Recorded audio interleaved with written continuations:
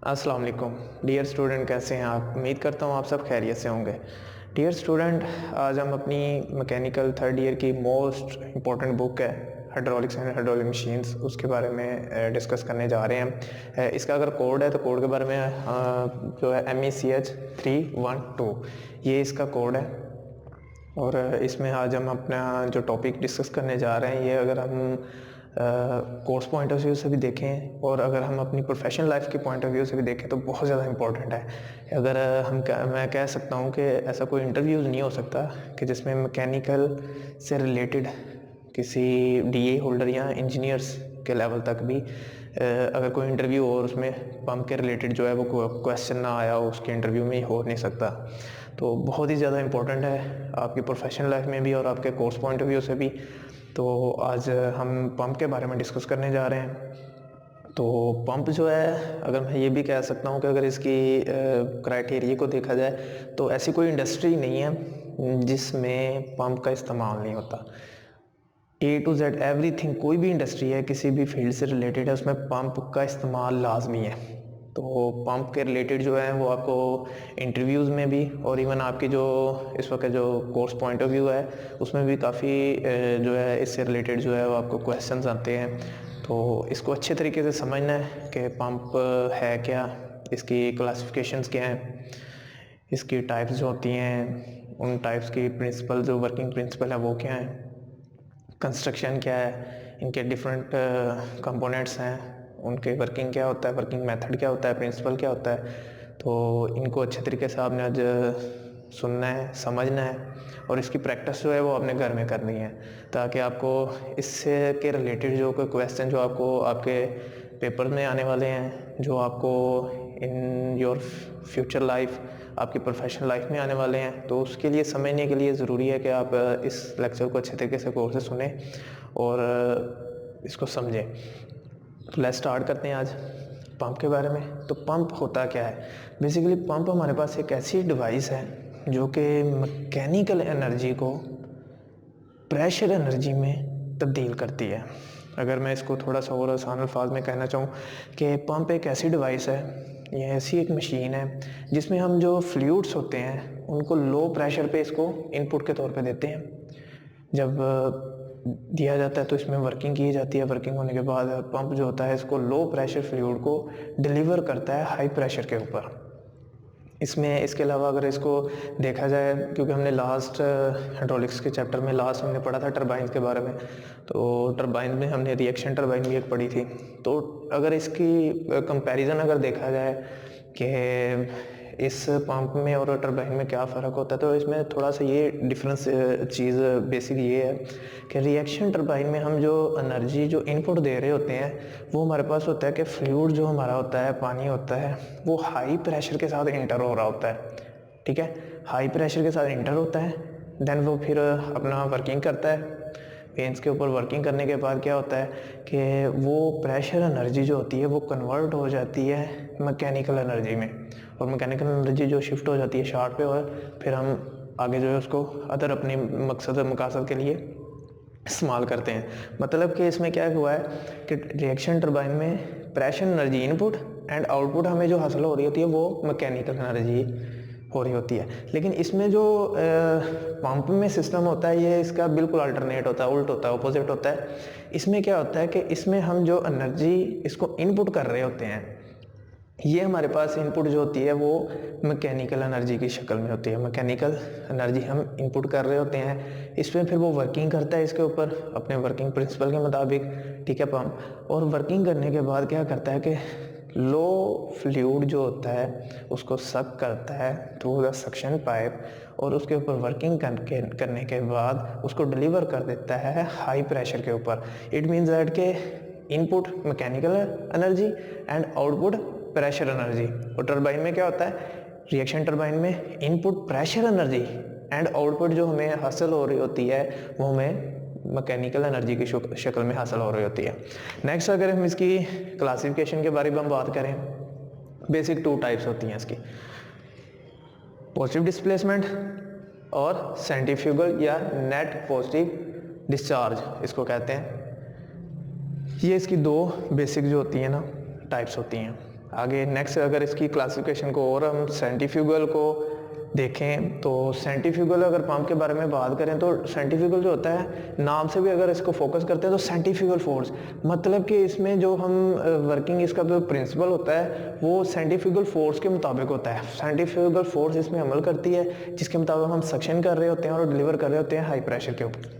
Next हमारे पास है positive displacement. ये भी नेक्स्ट इसके फर्दर इसकी जो है ना टाइप्स होती हैं, इनमें बेसिक टाइप जो है ना वो रोटरी होती है और रेसिप्रोकेटिंग होती है। इसमें हम जो अपने कोर्स पॉइंट ऑफ व्यू से हम जो डिस्कस करने वाले हैं centrifugal and reciprocating pump. Reciprocating pump में क्या होता है, इसकी कंस्ट्रक्शन थोड़ी सी डिफरेंट होती है अकॉर्डिंग टू सेंट्रीफ्यूगल, और जो आपको हम अपने कोर्स पॉइंट ऑफ व्यू से भी देखें तो हमने आज रेसिप्रोकेटिंग और सेंट्रीफ्यूगल पंप के बारे में ही डिस्कस करनी है। अच्छा, नेक्स्ट जो सेंट्रीफ्यूगल का आगे फर्दर उसकी टाइप्स होती हैं वो अकॉर्डिंग टू उसकी केसिंग के लिहाज से होती है। केसिंग मीन्स के उसमें इम्पेलर वगैरह होता है, वो हम नेक्स्ट इसकी जो है जो कंस्ट्रक्शन होगी उसमें डिस्कस करने वाले हैं। तो ये सेंट्रीफ्यूगल की नेक्स्ट होती है viewed, vertex and circular. Viewed जो होता है ये केसिंग की एक टाइप होती है। इसमें हम व्यूड केसिंग पंप जो होता है इसमें हम इसको इसलिए इस्तेमाल कर रहे होते हैं कि जहाँ पर हमें प्रेशर हेड जो है बहुत ज़्यादा हाई चाहिए, वहाँ पे हम क्या करते हैं, व्यूड केसिंग का इस्तेमाल करते हैं। इसमें भी सेम यही पोर्शन होता है कि इसमें जो एनर्जी होती है वो मैकेनिकल हम इनपुट कर रहे होते हैं और हमें आउटपुट पे प्रेशर एनर्जी जो है वो मिल रही होती है। पंप कोई भी है, कोई भी टाइप का है, स्क्रू है, कोई भी पंप है, तमाम जो पंप्स होंगे इनमें हम जो इसका प्रिंसिपल है वो यही है कि हम इनपुट इसमें मैकेनिकल एनर्जी देंगे और आउटपुट जब भी हमें मिलेगी वो प्रेशर हाई प्रेशर फ्लूइड की सूरत में हमें डिलीवर होगा। नेक्स्ट इसका जी वर्टेक्स।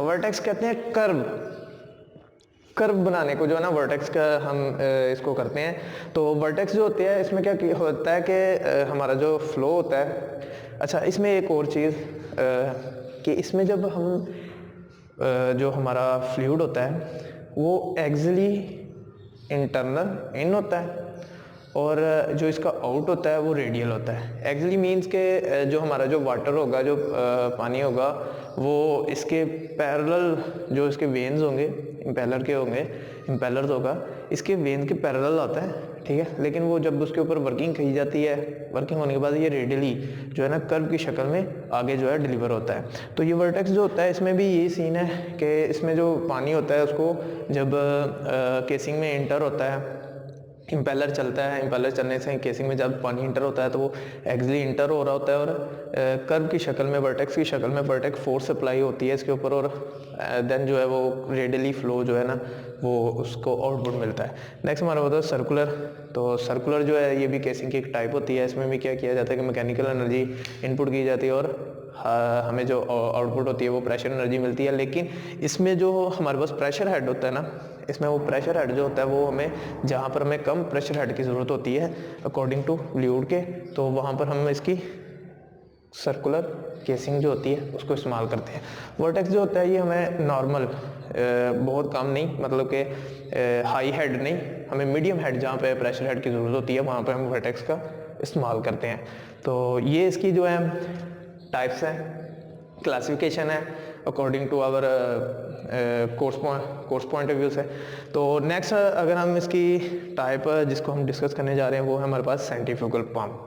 तो सेंट्रीफ्यूगल पंप मैंने जैसे कि अभी आपको बताया है कि ये पंप की ऐसी टाइप होती है जो कि सेंट्रीफ्यूगल फोर्स की मदद से जो है वो पानी को सक करती है, ठीक है। जब इसको मतलब स्टार्ट किया जाता है, इसको ऑन किया जाता है, एक्सटर्नली जो है कोई पावर हम इसको प्रोड्यूस करते हैं जिसके ज़रिए इसके इम्पेलर को घुमाया जाता है। इम्पेलर के घुमाने से सक्शन पाइप से सक होता है वाटर और इम्पेलर जो होता है इसको रोटेट करते हुए इसके प्रेशर को इंक्रीज़ करता है और इंक्रीज़ करके इसको डिलीवर कर देता है थ्रू द डिलीवरी पाइप के ज़रिए।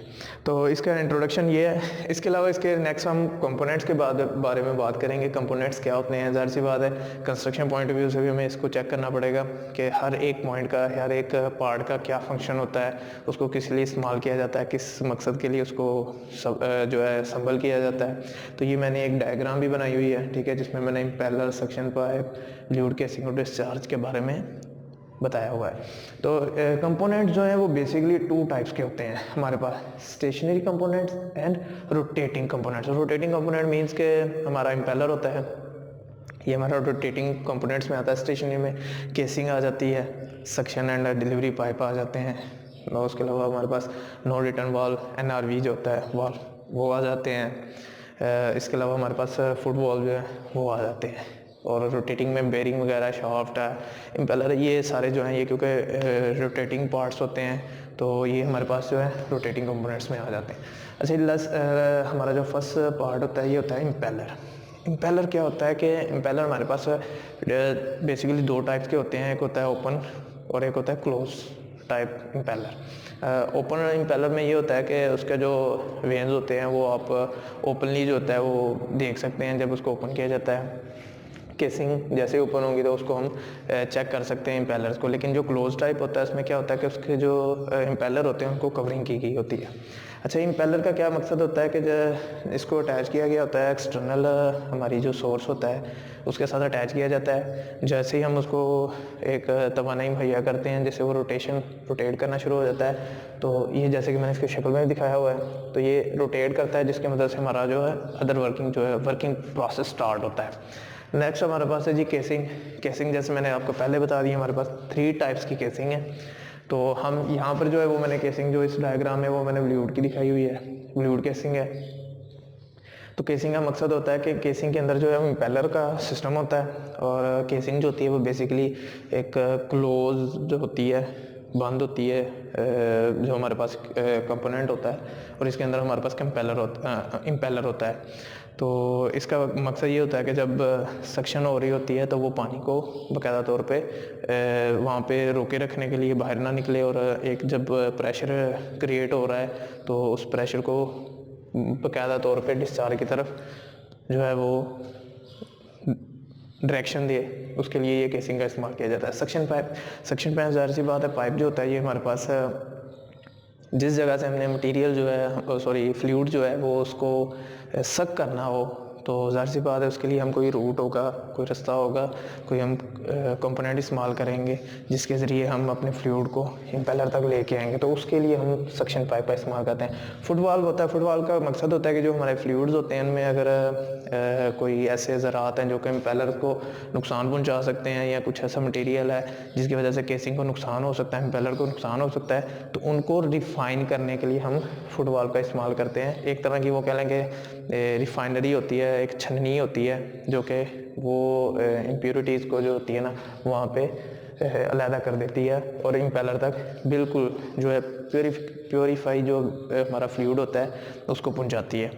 तो उसके बाद हमारा होता है डिलीवरी पाइप। ज़ाहिर सी बात है कोई वर्किंग हो गई है, वर्किंग होने के बाद जो है हाई प्रेशर जो है वो हमने किसी जगह पे डिलीवर करना है, किसी जगह पे लेके जाना है हाई प्रेशर को, तो उसके लिए हम डिलीवरी पाइप को इस्तेमाल करते हैं। इसके ऊपर एक वाल्व पे जो होता है वो नस्ब कर दिया जाता है, जिसका मकसद होता है कि जो हमने एक मरतबा प्रेशर के ज़रिए अपना फ्लूइड जो है वो डिलीवर कर दिया है, पानी है या कोई भी लिक्विड वगैरह है उसको डिलीवर कर दिया है, पेट्रोलियम है या हमारी जो केमिकल इंडस्ट्रीज़ हैं उनके डिफरेंट केमिकल्स हैं, तो उनको जब हम डिलीवर कर दिया है तो डिलीवर होने के बाद वो दोबारा वापस दोबारा केसिंग में ना आ सकें, तो उसके लिए हम NVR नो रिटर्न वाल्व इसको इस्तेमाल करते हैं। तो ये इसकी वर्किंग होती है, ये थोड़ी सी डायग्राम है। तो इंशाल्लाह नेक्स्ट जो लेक्चर है उसमें इंशाल्लाह इसकी वर्किंग के बारे में और फर्दर इसकी जो हमारे पास सिस्टम्स होते हैं, जैसे हमारे पास प्राइमिंग एक सिस्टम होता है वो क्या है, उसके अलावा कैविटेशन, इनके बारे में हम डिस्कस करेंगे। तो ये आपने इंशाल्लाह जो है पंप के बारे में क्लासिफिकेशन और उसकी कंपोनेंट्स के बारे में उम्मीद है कि अच्छे तरीके से जांच लिया होगा कि ये क्या है। तो आपने इसको अच्छे से तैयार करना है और अपना बहुत ज़्यादा ख्याल रखना है। अल्लाह हाफिज़।